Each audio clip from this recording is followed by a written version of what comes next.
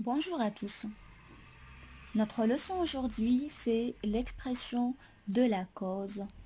Aujourd'hui, nous allons donc apprendre ensemble à exprimer la cause. Exprimer la cause, c'est exprimer la raison pour laquelle s'accomplit l'action. Donc, la cause, c'est un fait qui est à l'origine d'un autre fait. Pour pouvoir comprendre davantage, nous allons nous intéresser à l'exemple suivant. Ma grand-mère a décidé d'habiter à la campagne parce qu'elle adore la nature. Pourquoi ma grand-mère a décidé d'habiter à la campagne? C'est parce qu'elle adore la nature. Quelle est la raison qui a poussé ma grand-mère à décider d'habiter à la campagne? C'est son amour pour la nature. Qui est le fait qui est à l'origine de ma décision de ma grand-mère d'habiter à la campagne? C'est son amour pour la nature. Donc, dans cette phrase, on exprime la cause en utilisant le subordonnant parce que. Pour exprimer la cause, on utilise les subordonnants et les locutions prépositives. Alors, nous allons nous intéresser dans un premier temps à la première phrase. Fred n'est pas venu à la fête parce que sa voiture était en panne. Pourquoi Fred n'est pas venu à la fête? C'est parce que sa voiture était en panne. Qu'est-ce qui a empêché Fred de venir à la fête? C'est sa voiture. C'est sa voiture qui était en panne. Alors dans cette phrase, nous avons exprimé la cause en utilisant le subordonnant parce que introduit une explication.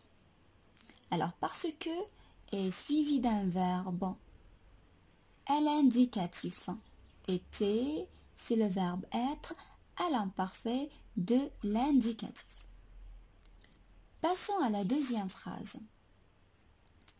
Étant donné que tu as eu le permis de conduire, je te prête ma voiture.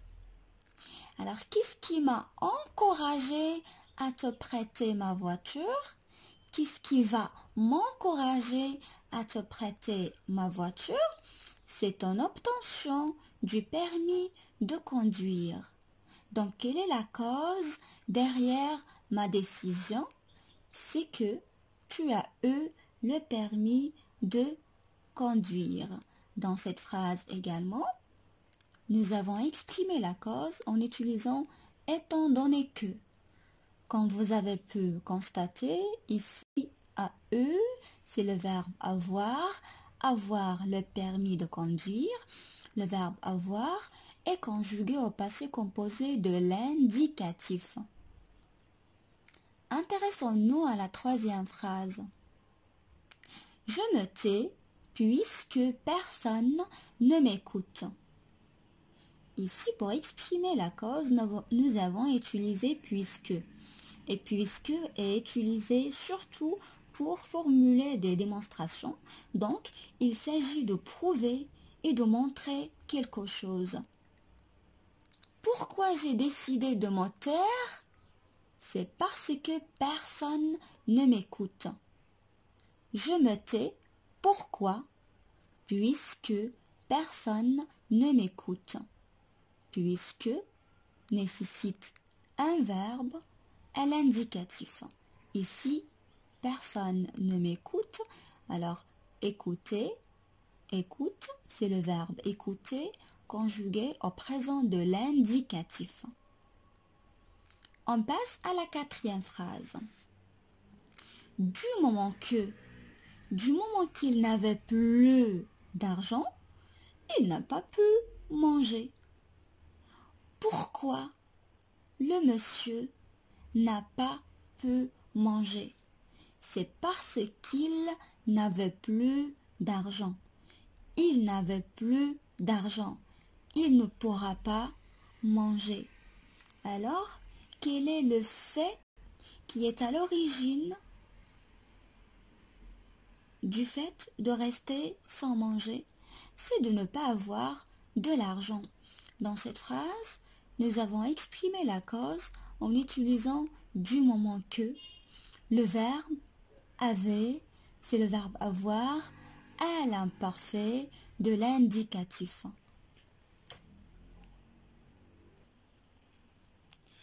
Nous resterons à la maison vu qu'il ne fait pas beau. Aujourd'hui, il ne fait pas beau. Peut-être qu'il fait très froid ou bien il fait très chaud. Le temps est mauvais. Est-ce que nous allons sortir? Bien sûr que non. Nous resterons à la maison. Alors, il ne fait pas beau. Quelle est l'influence de cela sur notre quotidien? C'est que, au lieu de sortir, nous allons rester à la maison. Alors, dans cette phrase, nous avons exprimé la cause en utilisant vu que. Nous resterons à la maison. Pourquoi? Vu qu'il ne fait pas beau. Alors, avec vu que, on utilise l'indicatif. Le verbe dans cette phrase, c'est fait. Le verbe faire, conjugué au présent de l'indicatif. Comme il neige, je vais rester chez moi. Comme il neige, je vais rester chez moi. Alors, il neige. Est-ce que je vais sortir? Non, je vais rester chez moi. Pourquoi je vais rester chez moi? C'est parce qu'il neige. Comme il neige, je vais rester chez moi. Dans cette phrase, on a exprimé la cause en utilisant comme. Comme, c'est un outil qui introduit une cause logique. Il doit être placé toujours en début de phrase. Je ne peux pas dire par exemple « Je vais rester chez moi comme il neige ». La phrase n'est pas correcte parce que, comme je viens de dire, « comme » est utilisé toujours en début de phrase. Comme il neige, je vais rester chez moi. Neige, le verbe neiger, il est conjugué au présent de l'indicatif. Donc, avec le subordonnat comme, on utilise le mode indicatif. On passe à la dernière phrase. Sous prétexte qu'il est malade, il n'est pas venu. Alors, pour exprimer la cause, on a utilisé le moyen sous prétexte que. Sous prétexte qu'il est malade, il n'est pas venu. Peut-être qu'il s'agit d'un élève qui prétend être malade pour expliquer son absence. Mais en vérité, l'élève, est-ce qu'il était vraiment malade? Non, il n'est pas malade. Il n'était pas malade. Donc la cause, il est malade, ce n'est pas une cause vraie, c'est une fausse cause. L'élève n'était pas malade, mais il prétend être malade. On utilise donc sous prétexte que pour introduire une cause qui est mise en doute. C'est une cause rejetée, c'est une fausse cause. Avec sous prétexte que, on utilise le mode indicatif. Et c'est le verbe être conjugué au présent de l'indicatif. Il n'a pas mangé, non qu'il n'ait pas faim, mais parce qu'il n'a pas d'argent. Le garçon n'a pas mangé. Quelle est la cause derrière? Qu'est-ce qui a empêché l'enfant de ne pas manger? Est-ce que c'est parce qu'il n'avait pas faim? Non. Est-ce que c'est parce qu'il n'avait pas d'argent? Oui. la cause réelle, c'est de ne pas avoir de l'argent.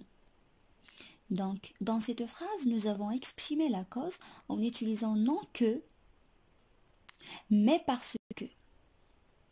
Non que nécessite l'utilisation du subjonctif.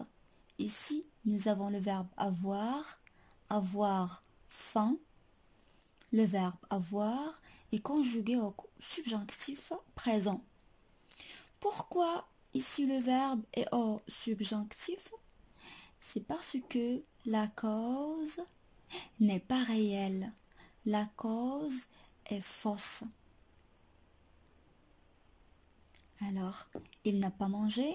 Non, qu'il n'ait pas faim, mais parce qu'il n'a pas d'argent. La cause réelle, c'est que l'enfant n'a pas d'argent. Alors, puisque la cause est réelle, ici, nous avons utilisé l'indicatif. A, c'est le verbe avoir. Avoir de l'argent. Avoir, le verbe avoir est conjugué au présent de l'indicatif. Il y a d'autres outils comme ce n'est pas que, mais. Ce n'est pas que, mais. Intéressons-nous à cette phrase. Ce n'est pas qu'ils craignent ton jugement, mais ils préfèrent te présenter un projet achevé. Est-ce que l'employé craint le jugement? Non. Mais il préfère te présenter un projet achevé. Alors, ce n'est pas que nécessite l'emploi du subjonctif. Ici, craigne, c'est le verbe craindre conjugué au subjonctif présent.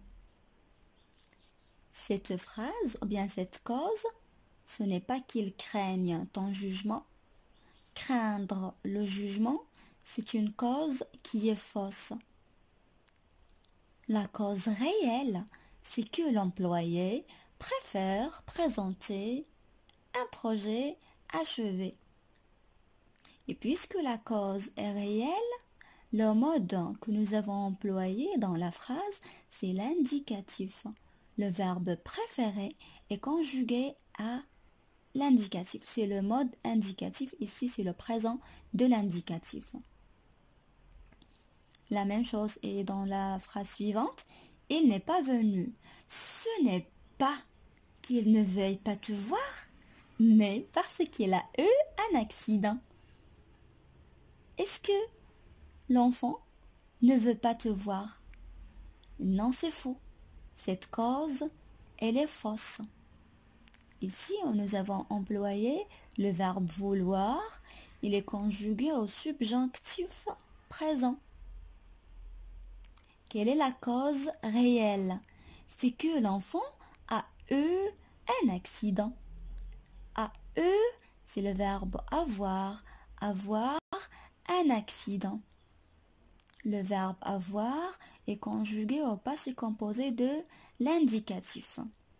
Alors, comme vous avez constaté, le mode du verbe, il dépend du degré de certitude accordé à la cause exprimée. Si la cause est certaine, si la cause est réelle, le mode sera l'indicatif. Si la cause est niée, si la cause est fausse, le mode sera le subjonctif. Récapitulons. Alors, pour exprimer la cause, on peut employer des conjonctions ou des options conjonctives comme, puisque, parce que, du moment que, vu que, étant donné que, attendu que, c'est parce que. Le mode à employer, c'est soit l'indicatif, soit le conditionnel. On utilise le conditionnel lorsque la cause est présentée comme incertaine. On peut également utiliser non que, non pas que, ce n'est pas que. Et le mode à employer dans ce cas, c'est le subjonctif. Pour exprimer également la cause, on peut utiliser ce qu'on appelle les locutions prépositives, comme à cause de, grâce à force de, faute de et sous prétexte de. À cause de exprime une cause négative. Exemple, la route est bloquée ou bien la circulation est bloquée. Pourquoi la circulation est bloquée? La circulation est bloquée à cause de quoi? À cause d'un accident. La cause, c'est l'accident. C'est l'accident qui a bloqué la circulation. Donc l'accident, c'est quelque chose de négatif. C'est une cause négative. On a utilisé la locution prépositive à cause de, suivi de un accident. Un accident, c'est un nom. À cause de plus un nom. Grâce à, bien avec grâce à, c'est tout à fait le contraire. La cause, elle est cette fois-ci positive. Exemple, grâce à ton aide, je vais réussir mon examen. Comment je vais pouvoir réussir mon examen? C'est parce que tu m'as aidé. Donc la cause, c'est ton aide. Et cette cause, elle est positive. C'est pourquoi on a utilisé la locution prépositive grâce à. Grâce à quoi? Grâce à ton aide, je vais réussir mon examen. La locution prépositive grâce à est suivie du nom l'aide. Donc grâce à plus un nom. La locution prépositive à force de, qui exprime une cause répétée. C'est une cause qui se répète. À force de mentir, plus personne ne le croit. C'est une personne qui ment toujours, qui dit des mensonges, qui ne dit jamais la vérité. Est-ce que les autres vont la croire? Non du tout. Ils se disent qu'il s'agit d'une personne menteuse, donc ils ne vont pas la croire. Les mensonges de cette personne-là sont répétés. À chaque fois, elle ment. À chaque fois, elle ne dit pas la vérité. Donc c'est une cause qui est répétée. Pour exprimer une cause répétée, on utilise la locution prépositive à force de. À force de mentir, comme vous avez pu constater, on peut utiliser la locution prépositive à force de plus un verbe à l'infinitif. Faute de, c'est une cause privative. Faute d'argent, j'ai acheté une voiture d'occasion. Je n'ai pas pu acheter une voiture neuve. Pourquoi? Parce que je n'avais pas de l'argent. Parce que je n'avais pas suffisamment d'argent. La cause, elle est privative. Parce que je n'ai pas de l'argent. Alors, faute de plus argent. Argent, c'est un nom. Donc, faute de est suivi d'un nom. Sous prétexte de, c'est une locution prépositive qui exprime une cause qui est fausse, une cause qui n'est pas vraie. Il s'est absenté. C'est un élève qui n'est pas venu à l'école sous prétexte d'être malade. Il prétend être malade, mais en vérité, il n'est pas malade. Ou il n'était pas malade. Donc la cause, elle est fausse. Elle n'est pas vraie. Il était en bonne santé et quand même, il s'est absenté. Il s'est absenté sous prétexte d'être malade. La cause, elle est fausse. Passons maintenant aux exercices. Voici le premier exercice. Nous avons ici 4 phrases. Voilà. Alors, dans chacune de ces phrases-là, nous allons exprimer la cause en utilisant soit une conjonction de subordination ou bien une locution prépositive appropriée. Jeu de rôle. Amusons-nous maintenant à jouer le rôle du père et du fils. Imaginez que vous avez eu de très mauvaises notes à l'examen et que vos parents, bien sûr, ne sont pas contents. Alors, le père va exprimer sa colère et va demander des explications à son fils. Le fils va expliquer pourquoi il n'avait pas eu de bonnes notes. Il va essayer de trouver une solution pour le prochain examen. Allez, bon courage et merci beaucoup pour votre attention.